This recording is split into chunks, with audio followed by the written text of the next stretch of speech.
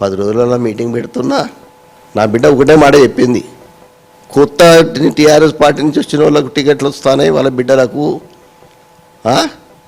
ఏం నాన్న ఇంత కష్టపడతావు, పేద జనాన్ని సేవ చేస్తున్నావు, మరి నాకు టికెట్ ఇప్పలేకపోయినా నువ్వు, నేను ఇండిపెండెంట్గా చేస్తా, నేను పోయి మీటింగ్లు పెట్టుకుంటా అని ఇప్పుడు నన్ను అంటాను. కాబట్టి వాళ్ళ స్వేచ్ఛని హరించలేను కదా ఇప్పటికి కూడా. ఎందుకంటే ఇది చూస్తూ పోతుంటే ఎక్కడ ప్రతి కాన్స్టిట్యున్సీలో ఒక లొల్లి.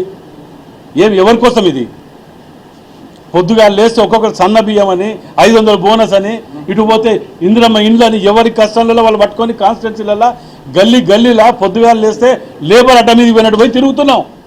ఒక్కొక్క ఇటుక బిడ్డ పట్టుకుంటా వరంగల్ జిల్లాని కట్టుకుంటూ వస్తుంటే, కూలగొట్టుకుంటూ పోతుంటే మనం కూలగొట్టుకుంటే దానికి ఎవరేం చేస్తారు? దాంట్లో అనుకున్న 3000 ఓట్లు రాని వాళ్ళు ఈరోజు మీకు అడ్వైజర్గా ఉంటారు.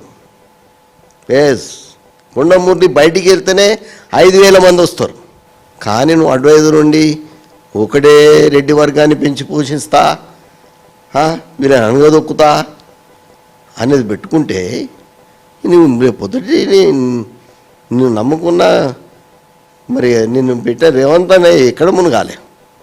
ఆ ఒకటే బాధ నాకు, అంతే తప్ప వేరే బాధ లేదు. సీనియర్లు అనుభవం ఉన్న వ్యక్తులు కూడా మరి నోటికి వచ్చినట్టు ఎక్కడ పడితే అక్కడ అట్లా మాట్లాడితే పార్టీ చూసుకుంటూ క్షమించది, అది ఎవరి ఇది కాదు. మరి మేము ఏమైనా చేస్తాం, మాకు నచ్చింది చేస్తాం, మేము నచ్చింది మాట్లాడతాం.